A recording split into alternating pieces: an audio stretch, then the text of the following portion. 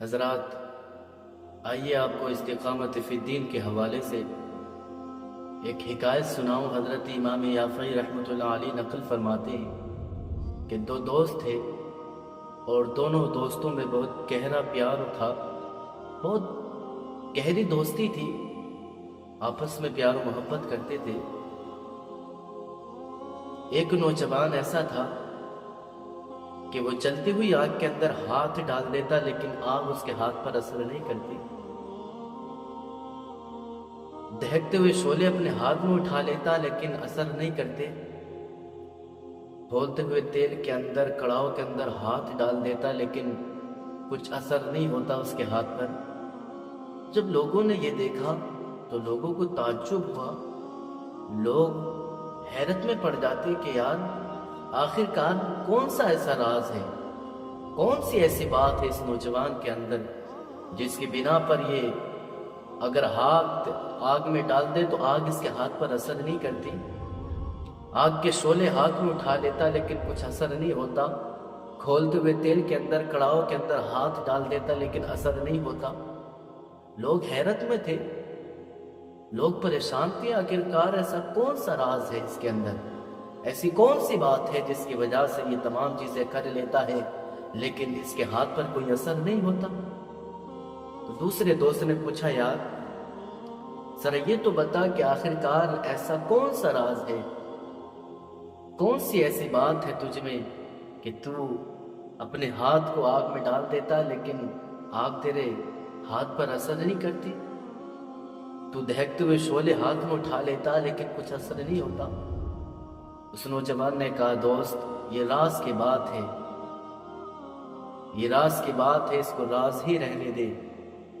جب نوجوان نے اتنا کہا تو اس کے دوست نے کہا، یار ایک طرف تو مجھے اپنا دوست بھی مانتا ہے، اپنا جگری یار بھی مانتا ہے، مجھے تو اپنا دوست بھی کہتا ہے اور راز کو راز رکھنا چاہتا ہے، یار تو یا تو مجھ سے دوستی نہیں کرتا یا مجھ سے محبت نہیں کرتا، اگر تو مجھ سے واقعی سچی محبت کرتا تو یہ راز راز نہیں ہوتا، اس راز کو مجھے بھی تو بتاتا۔ جب دوست نے اس پر پریشر کیا نا، پریشر ڈالا، اور دوست نے جب ضد کی نا تو دوست کی ضد میں آ کر جب دوست نے زیادہ پریشر کیا، پریشر ڈالا اس پر، تو دوست نے کہا، یار ٹھیک ہے، اگر تو جاننا چاہتا کہ راز کیا ہے تو آج میں تجھے اس راز سے پردہ اٹھا دیتا ہوں، آج میں راز کو کھول دیتا ہوں۔ اے دوست، دراصل بات یہ تھی کہ میں جوان تھا، میرے پاس جوانی تھی، میرے پاس حسن و جمال تھا، میرے پاس خوبصورتی تھی، میرے پاس جوانی تھی، میرے پاس مال و دولت تھی، میں ایک بڑے مالدار کا بیٹا تھا، میرے پاس جوانی آئی اور دولت کا نشہ میرے اوپر جب حاوی ہوا تو مجھے پھر دولت کے آنے کے بعد مجھے عیاشی کی فکر ہونے لگی، گناہوں کی فکر ہونے لگی، مجھے دولت پا کر عیاشی کی فکر ہونے لگی، اور ظاہر سی بات ہے جب انسان کے پاس نہ دولت آتی ہے تو پھر وہ عیاشی کی طرف دوڑتا ہے، پھر وہ کسی کی عزت کا سودا کرنا چاہتا ہے، پھر وہ گناہوں کی طرف بڑھنا چاہتا ہے، وہ گناہوں کی دلدل میں پھنس جاتا ہے۔ تو کہتا، میرے پاس مال و دولت تھی، میرے پاس حسن و جمال تھا، میرے پاس جوانی تھی، جب میرے پاس مال و دولت تھی تو پھر مجھے عیاشی کی فکر ہونے لگی۔ وہ نوجوان کہتا ہے کہ ایک رات میں کھانا کھا کر کے اپنی چھت پر ٹہلنا شروع ہو جاتا ہوں، میں اپنی چھت پر ٹہل رہا تھا، اچانک میرے دروازے کے سامنے ایک حسن و جمال والی خاتون نظر آئی۔ جیسے ہی میں نے اس خاتون پر نظر ڈالی تو میرے دل میں اس کے لیے محبت پیدا ہو جاتی ہے، میں اس سے بات کرنا چاہا، میں نے اس سے گفتگو کرنی چاہیے، میں نے اس سے بات کرنی چاہیے، میں اپنے اتر کے آیا اور جا کر کے اس خاتون سے ملاقات کی۔ خاتون سے ملاقات کرنے کے بعد وہ نوجوان کہتا، میں نے اس کے سامنے ایک بات کہی، وہ بات یہ تھی کہ میں نے اس خاتون سے کہا، خاتون میں تیرے قدموں میں دولت کے انبار لگا دوں گا، میں تیرے قدموں میں دولت کو بچھا دوں گا، بس تو میری خواہش کو پورا کر دے، میری خواہش کو پورا کر دے۔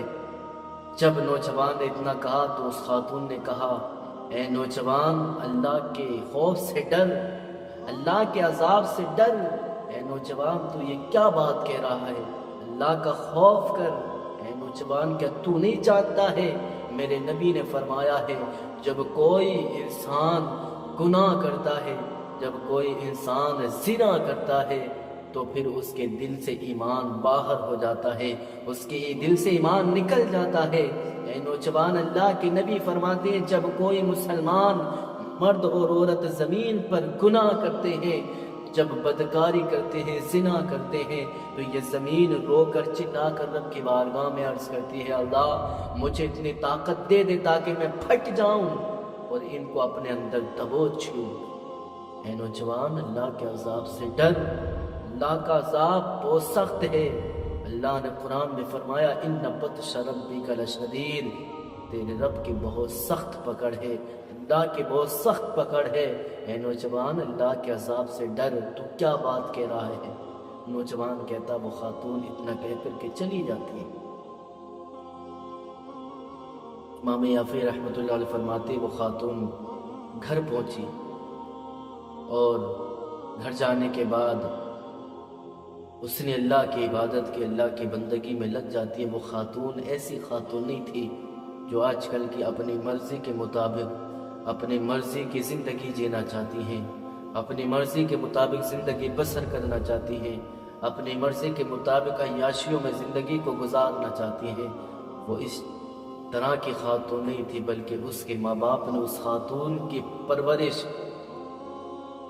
موبائل دے کر کے نہیں کرائی تھی، بلکہ حضرت فاطمہ الزہرا کے نقش قدم پر اس کو چلایا تھا، حضرت فاطمہ الزہرا کی تعلیم اس کو دلائی تھی، اور قرآن کے سائے میں، دین اسلام کے سائے میں رہ کر کے اس کی پرورش کی تھی۔ وہ خاتون ایک ایسی خاتون تھی کہ جس نے زندگی بھر حضرت فاطمہ الزہرا کے نقش قدم پر چل کر کے زندگی کو گزارا۔ وہ خاتون اپنی مرضی کے مطابق زندگی گزارنے والی نہیں تھی۔ وہ نوجوان کہتا ہے کہ ایک وقت ایسا آیا کہ ہمارے علاقے میں قحط سالی پڑ گئی، تمام کا تمام شہر ویران ہو جاتا ہے، قحط سالی سے تمام زمینیں اور جو زمینوں میں اناج بویا تھا وہ تمام کا تمام ختم ہو جاتا ہے۔ ایسی قحط سالی پڑی کہ لوگوں کے پاس کھانے کے لیے اناج نہیں بچا، لوگوں کے پاس کھانے کے لیے اناج نہیں بچا، تو جتنے غریب تھے وہ امیروں کے دروازوں پر بھکاری کی طرح آ کر کے کھڑے ہو جاتے ہیں اور اناج کی طلب کرتے ہیں، اناج مانگتے ہیں۔ نوجوان کہتا ہے میرے باپ نے بھی مجھے کچھ اناج دیا اور دینے کے بعد کہا بیٹا جاؤ یہ غریبوں میں بانٹ دو، اس کو غریبوں میں تقسیم کر دو۔ وہ نوجوان کہتا ہے میں اپنے نوکروں کے ساتھ لوگوں میں وہ اناج بانٹ رہا تھا کہ اچانک میری نظر اس خاتون پر پڑی، وہ بھی لوگوں کے پیچھے میں کھڑی تھی۔ جیسی میں نے خاتون کو دیکھا میرا دل خوش ہو گیا کہ آج اس خاتون سے اپنے دل کی خواہش کو پورا ضرور کروں گا۔ وہ خاتون جیسی نظر آئی تو اس نوجوان نے اپنے نوکروں کو حکم دیا کہ جلدی جلدی لوگوں میں اناج تقسیم کر دو اور ان کو یہاں سے بھیج دو اور اس خاتون کو میرے کمرے میں لے کر آؤ۔ وہ نوجوان کہتا میں نے اس خاتون کو اپنے کمرے میں بلایا، میں نے خاتون سے پوچھا خاتون کیا بات ہے، تیرا کیسے آنا ہوا، کیا بات ہے، کون سی وجہ تجھے یہاں پر لائی؟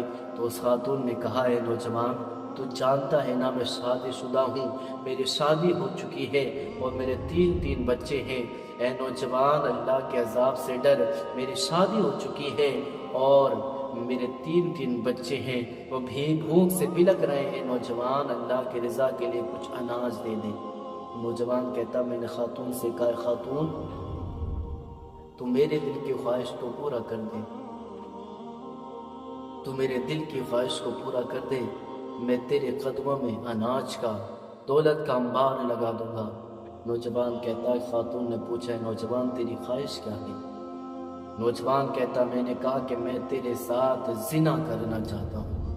نوجوان کہتا جب میں نے اتنا کہا تو خاتون لرز جاتی ہے، خاتون اللہ کے خوف سے لرز جاتی ہے اور کانپنے لگ جاتی ہے اور کہتی ہے نوجوان لذت کے لیے گناہ مت کر، لذت کے لیے گناہ مت کر، لذت ختم ہو جائے گی گناہ باقی رہ جائے گا۔ اے نوجوان جب ایک بار گناہ کر لیتا ہے انسان تو پھر ہمیشہ کے لیے وہ باقی رہ جاتا ہے۔ انسان کی لذت ختم ہو جاتی ہے لیکن نوجوان انسان کا گناہ باقی رہ جاتا ہے۔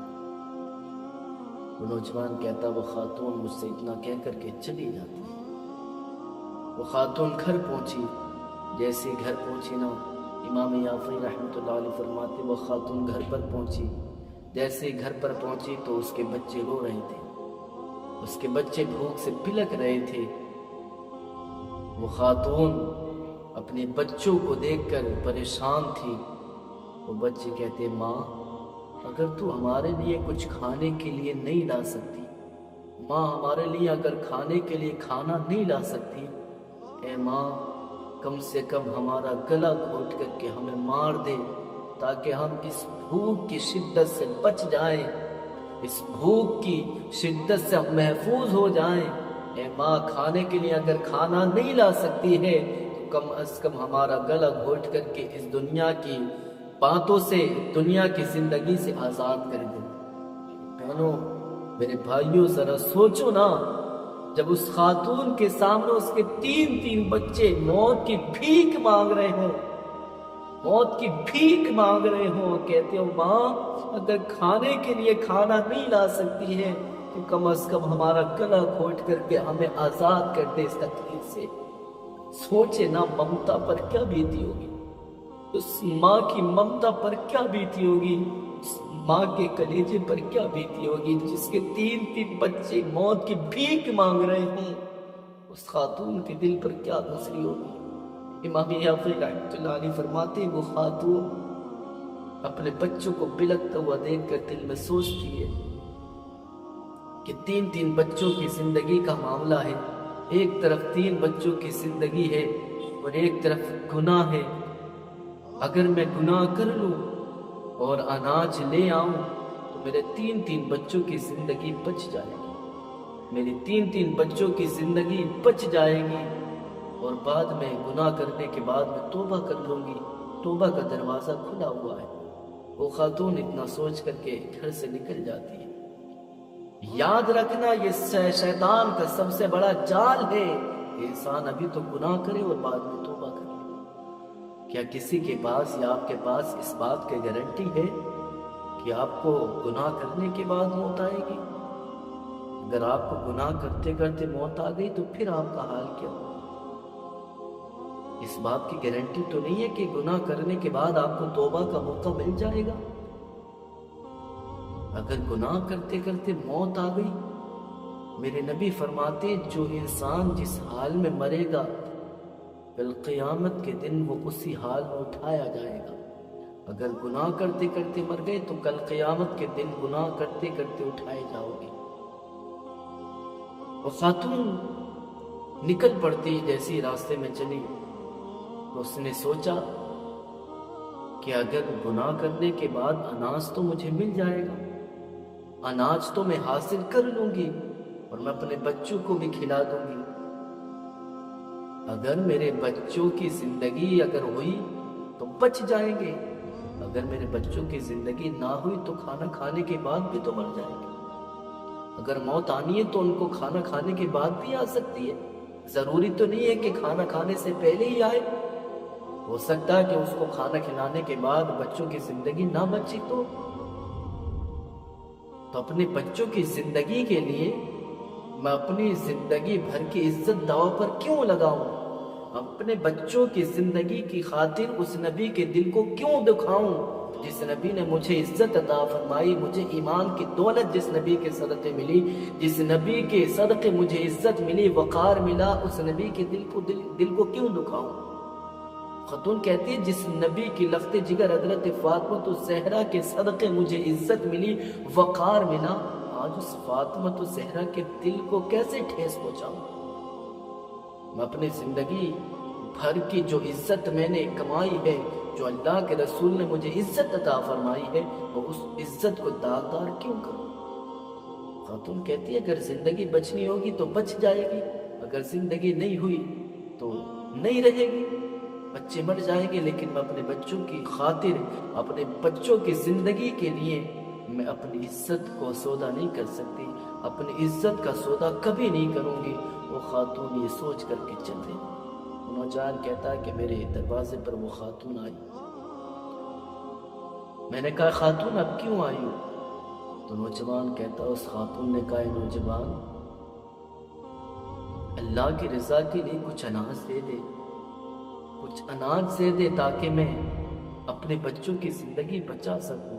میرے تین بچے مجھ سے موت کی بھیک مانگ رہے ہیں، اے نوجوان کچھ رحم کر، کچھ اناج دے دے تاکہ میرے بچوں کی زندگی بچ جائے۔ نوجوان کہتا میں نے کہا خاتون تو میرے خواہش پوری کر دے، میں تیری خواہش کو پورا کر دوں گا، اگر تو میری خواہش پورا نہیں کر سکتی تو میں بھی تجھے اناج نہیں دے سکتا۔ نوجوان کہتا جب میں نے اتنا کہا نا تو خاتون نے کہا نوجوان اللہ کے عذاب سے ڈر، اللہ کا خوف کھا۔ اے نوجوان قیامت کے دن اللہ اور اس کے رسول کو کیا منہ دکھائے گا؟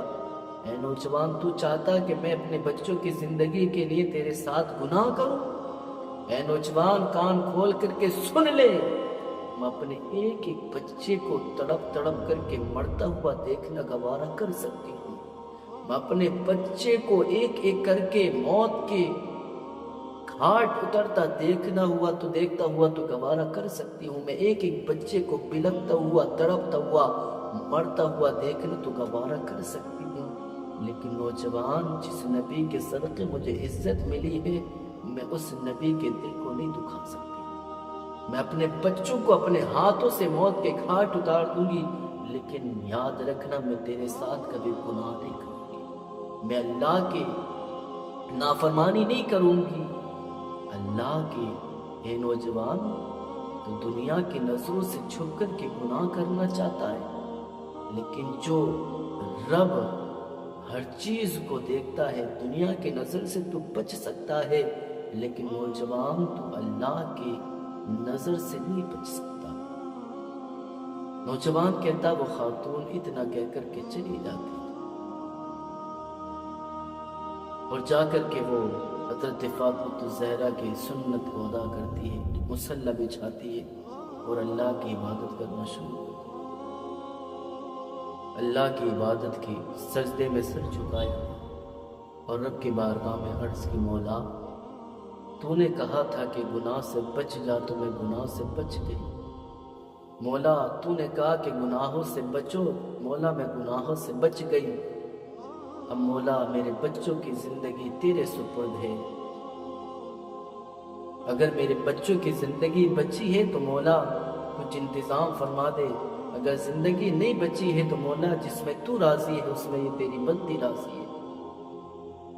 وہ نوجوان کہتا میں اس کے دروازے پر پہنچا، میں نے دستک دی، وہ مصلی پر بیٹھی ہوئی تھی، دروازہ کھولا، آن کر کے دروازہ کھولا تو اس کے سامنے میں نظر آیا۔ وہ خاتون کہتی ہے نوجوان کیوں آیا، کیسے آنا ہوا؟ وہ نوجوان کہتا میں نے خاتون سے کہا خاتون تو ایک غریب ہو کر اللہ کے عذاب سے اتنا ڈرتی ہے، اللہ کا اتنا خوف ہے، اللہ سے اتنا ڈرتی ہے۔ اے خاتون جب تو غریب ہو کر کے اللہ کے عذاب سے اتنا ڈرتی ہے تو پھر مجھے امیر ہو کر اللہ کے عذاب سے کتنا ڈرنا چاہیے، اللہ کا خوف کتنا رکھنا چاہیے۔ اے خاتون یہ میں اناج لے کر آیا ہوں، اس کو لے لے اور اس کو پکا کر کے اپنے بچوں کو کھلا تاکہ تیرے بچوں کی زندگی بچ جائے۔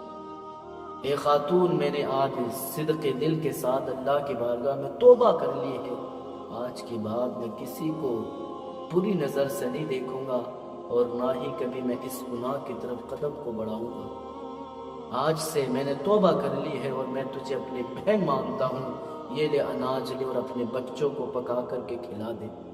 نوجوان کہتا خاتون نے کہا نوجوان رک جا۔ وہ خاتون مصلی پر گئی، رب کی بارگاہ میں ہاتھ اٹھائے، کہا مولا اگر یہ بندہ واقعی اپنے قول میں سچا ہے، اگر واقعی اپنی بات پر یہ اٹل ہے، سچا ہے، مولا تیری بندی دعا کرتی ہے مولا اس نوجوان کو جہنم کی آگ سے اور دنیا کی آگ سے اس کو محفوظ کر دے۔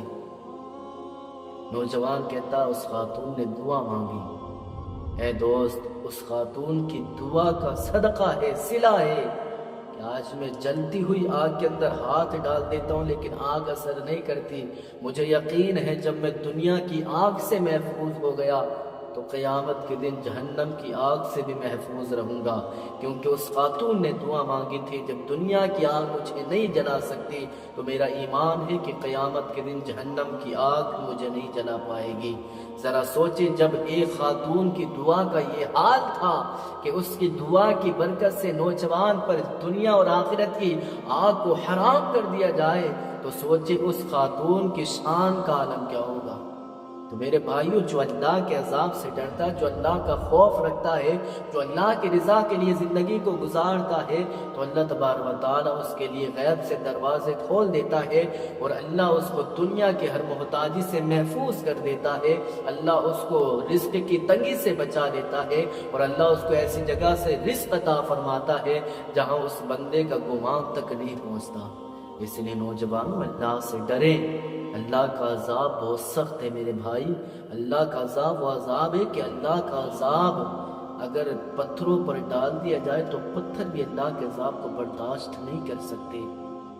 اگر اللہ ایک گناہ کا عذاب اگر پوری دنیا کو دے دے تو ایک گناہ کا عذاب پوری دنیا سے برداشت نہیں ہو سکتا. تو ہزاروں ہزار گناہ کر کے بھی نڈر ہو کر زندگی کو گزارتے ہیں، بے فکر ہو کر زندگی کو بسر کرتے ہیں. اللہ کا خوف بالکل نہیں رہا، اللہ کا عذاب کا ڈر بالکل نہیں رہا، بس اپنی مرضی کی زندگی گزارنا چاہتے ہیں. میرے بھائی، زندگی کب تک جیو گے؟